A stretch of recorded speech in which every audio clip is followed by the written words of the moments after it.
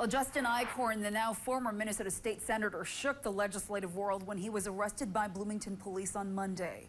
The Republican from Grand Rapids resigned from the Minnesota Senate yesterday, less than 24 hours after he was federally charged for allegedly soliciting a minor for sex. Police say they'd been communicating with Eichhorn under the guise of a 17-year-old girl during a sting operation. Well, Governor Tim Walz is expected to call for a special election to fill the now vacant Senate District 6 seat. Two candidates have already announced they're running. Northern News Now's Jeffrey McClure spoke with them this evening. Carrie Heinzman of Nisswa announced she is looking to keep the seat conservative. The doors have all opened. I feel qualified and ready to run. I have the experience and the trusted, proven track record of being a conservative with Christian values that I think that this district will demand.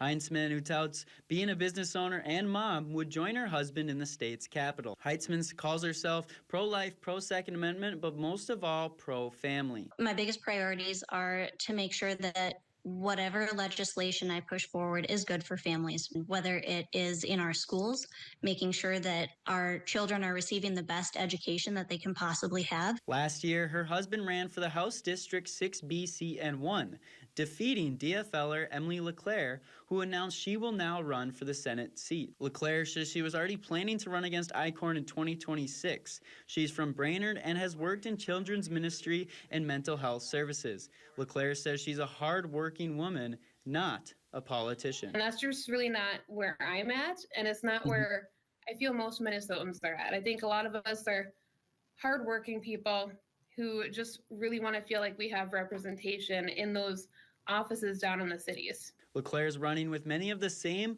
priorities she backed last year, but has a new focus on the jobs, the state budget, and finding solutions through bipartisan work. I think it just has to be someone who is willing to work hard for their community, who's forthright, has strong character, and I think you could find that on either side of the aisle.